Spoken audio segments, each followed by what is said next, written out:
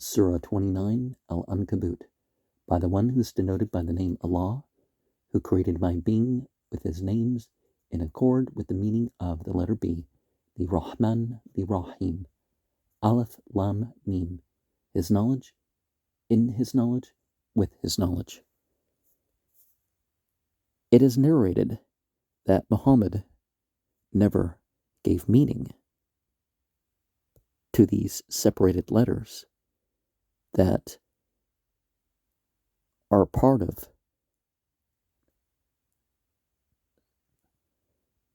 30 verses that start 29 chapters. There were poets and such that used certain letters to mean things, but nothing has come down to us as far as meaning. We do know that there's particular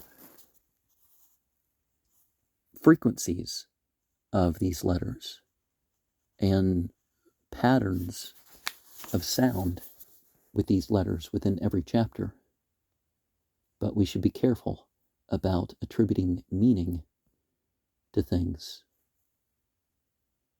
without knowledge. Do people think they can get away with just saying we believe and not be confronted with who they really are through trial? Indeed, those before them were also tested with objects of trial. Allah, not an external God deity, but their very essential reality, certainly knows and will expose those who are truthful to their word and those who are liars. Do those who do bad deeds think they can outrun us? What bad judgment they have. Whoever hopes to meet with the law, to experience the manifestations of the one referenced as a law in one's consciousness, according to one's natural disposition, indeed, let them know that the term of the bodily life, which is also Allah's discretion, will come to an end. He is Samiha, the Alim, the hearing, the knowing. The definition at the end of the verse points to the incomparability, tanzi, of Allah through who, and we're using who as the pronouns, as saying, I am it, as a quote from God. And the similarity, tashbih, quality of Allah, by giving references to his names in order to form a non-dual unified view for the reader, according to my understanding. So, whoever strives with determination to live this faith, this reality, strives only for his own being. The greatest jihad, strife, is the one done against oneself. Indeed, Allah is Ghani, sufficient from the worlds. In terms of his absolute essence, Allah is free of being conditioned and limited by the manifested compositions of his names. As for those who believe and fulfill the requisites of their faith, surely we will erase their bad deeds, the traits of their egos, from them, and reward them with the best of their deeds.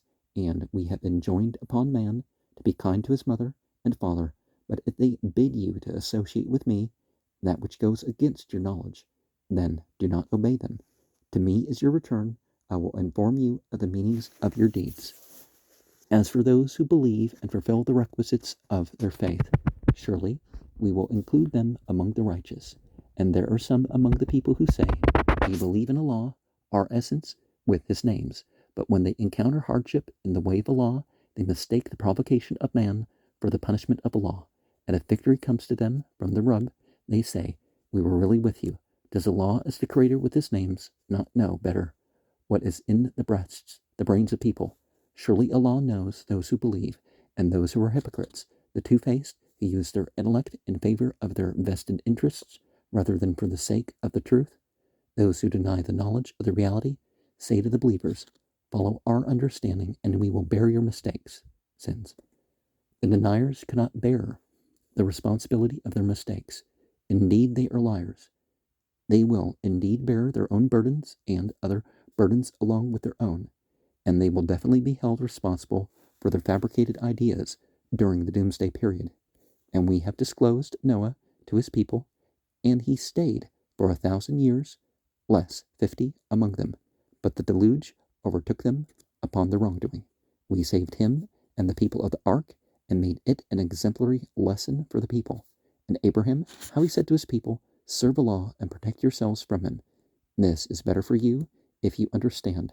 You worship idols besides Allah, and you invent things. The things you worship besides Allah cannot give you any life sustenance. Ask for your sustenance from Allah, your essence. Pray to Him and be thankful to Him. Unto Him you are returned. And if you deny, know well that the people before you also denied. Upon the Rasul, delegate, is only the responsibility of clear notification. Did they not see how Allah originates the creation and then returns them to their origin or to a new creation for the second time? Indeed, this is easy for Allah. Say, examine the earth, the body, and look at how He originated creation. After this, Allah will form your second life, the body of your future life. Indeed, Allah is Qadir, powerful over all things. He gives suffering to whom He wills, and grants mercy to whom He wills. To Him you shall be transformed. You will realize that the names comprise your essence. You cannot render Him powerless, neither on the earth nor in the heavens. You have no guardian or helper besides Allah.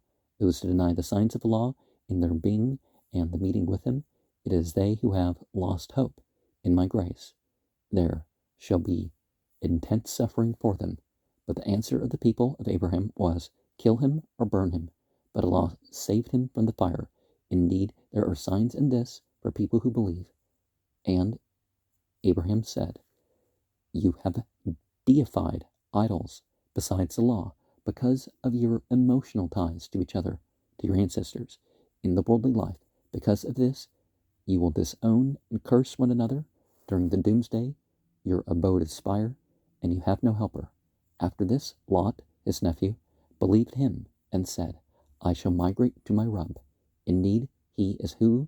The Aziz, the Hakim, mighty, wise. And we gave Isaac and Jacob to Abraham, and we formed Nebuah and knowledge in his descendants. We gave his reward in the world, and in the eternal life to come, he is indeed among the righteous. And Lot, how he said to his people, indeed, you commit an indecency that no one has committed before you. Indeed, you sleep with men and sever the natural process of reproduction, and you do this in public. But their answer was, so, bring the punishment of Allah then, if you are true to your word. Lot said, my Rabb, help me against these corrupting people. When our messengers came to Abraham as good news, they said, indeed, we will destroy the people of this region, for they have become people who do wrong to themselves. Abraham said, but Lot is also there. They said, we know who is there. Surely we will save him and his family, except his wife. She has become of those who remain behind. When our messengers came to Lot, he felt distress for them and great discomfort about what may transpire. Our messengers said, do not fear or grieve. Indeed, we are here to save you and your family, except your wife. She's become of those who remain behind. Indeed, we will disclose a suffering from the sky upon the people of this region because of their corrupt beliefs. And indeed, we have left a clear, exemplary sign from that region for those who use their intellect.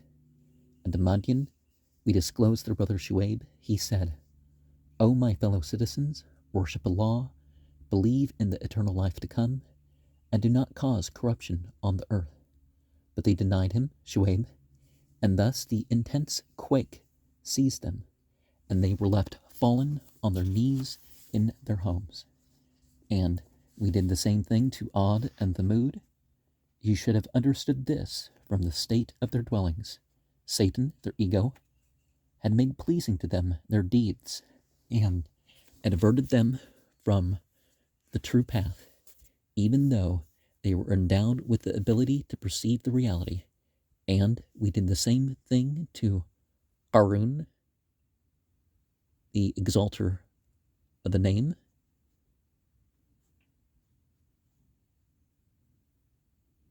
Para'a, the great house, and Haman, the house of Ammon. Indeed, Moses came to them as clear proofs, but they were arrogant, full of ego on the earth, but they could not escape our power. And so Arun can be said to represent the media. Pharaoh can be said to represent the politicians. And Haman can be said to represent the so-called organized religion.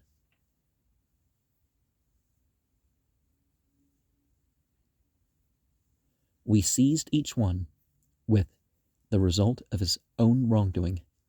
Upon some we disclosed a cyclone, some were seized by the terrible billowing sound, and some we caused the earth to swallow up, and some we drowned. And Allah did not cause them to suffer, but it was they, their constructed self-ego identity, who caused their own suffering. The example of those who take friends besides Allah by defying each other is like that of a female spider who takes a home. Indeed, the weakest of homes is the home of a female spider, if only they knew. And it's interesting how strong the string is of the spider, but, the frailty of it. But that frailty is part of the miracle of it all, because then they can, they know something happens to their web, and it catches things easier because of that. Indeed, Allah knows the things to which you turn besides Him, who, the Aziz, the Hakim. He's the mighty, the wise. Thus we emphasize these examples to people, but none can duly evaluate them with their intellect other than those of knowledge. Allah created the heavens and the earth in truth, with the qualities pertaining to His names. Indeed, there is a sign in this for those who believe, read, and inform the knowledge book that has been revealed to you, and established salat, horizons. Indeed, salat, ritual prayer, keeps immorality, going to excess as a result of corporeality and bad deeds, things that go against sunnatullah, the way of God, away. Indeed, the dhikr, remembrance of Allah, is akbar, enables one to experience akbariya, absolute magnificence. God knows the state you were in. When people say Allahu Akbar, one of the things that's going on with that is they are saying God is greater than, fill in the blank. Except those among them who do wrong strive in the best of ways with those to whom the knowledge has been given in the past, and say, we believe in what has been revealed to us and what has been revealed to you. Our God and your God is one. To Him we have submitted. Thus, we have revealed the book, knowledge of the reality, and sunnatullah to you. Those to whom we have given a book believe in Him as their essential reality, and among those are also some who believe in Him, their essence. Only those who deny the knowledge of the reality, those whose hearts have been sealed deliberately, deny our signs. And you did not recite any book like their representatives of the Torah and the Gospel before the knowledge we disclosed, nor did you inscribe it with your own right hand.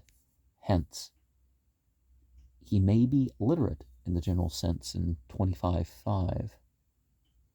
Otherwise, had you been literate, the ones who wish to falsify your words would surely have had doubt. The narrations where he's saying, make your letters straight when you write, and, and clear and all that sort of stuff, it doesn't necessarily mean that he full on was able to read and write. And certainly that was later, towards the end of his life, that was actually the case. That he said, make, careful with the curves and the straightness of such and such letters or whatever.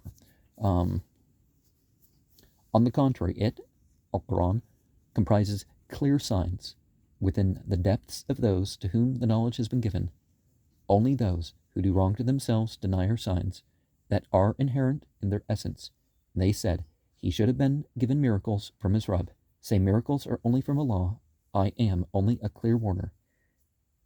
Is it not sufficient for them that we revealed to you the knowledge that they are informed of? Indeed, there is grace and an admonition in this for people who believe. Say, sufficient for me is Allah, who comprises my essence with his names as a witness between you and I.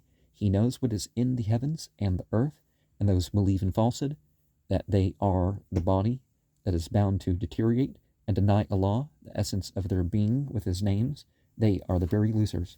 They want you to hasten the suffering, death for them. Had their lifespan not been determined, surely the suffering would have come to them, but it will definitely come to them suddenly when they are unaware. They want you to hasten the suffering, death for them. Indeed, hell has encompassed those who deny the knowledge of the reality this very moment. At that time, suffering will cover them from above their consciousness and below their bodies, and it will be said, taste the consequences of your deeds. O my servants who believe, indeed my earth is spacious, the capacity of your brain is expansive. Note that while the body and the brain, in the terms of the material makeup, are denoted by the word earth, the functions of the brain, its neuronal activities, and its manifestations of data are reference to the heavens. The reason why the heavens is used in the plural form, according to my understanding, is due to the various levels of manifested data and knowledge. Hence, by saying, my earth is spacious, there is an indication as to the vastness of the capacity of the brain, and a proposal to use it as its highest level of performance in order to attain knowledge, for the main concern is not in regards to objects that are to deteriorate under the earth, but the necessary acquisitions pertaining to an eternal life. Serve only me. Every being, individual consciousness, will taste death, and then to us you shall be returned. As for those who believe in their essential reality and fulfill the requisites of their faith, we will definitely prepare elevated chambers for them, underneath which rivers flow. They will abide therein eternally. Beautiful is the reward of those who labor. They are those who are patient and place their trust in the Rabb. They believe in the quality of the name Wakil and their essence, and trust in its function.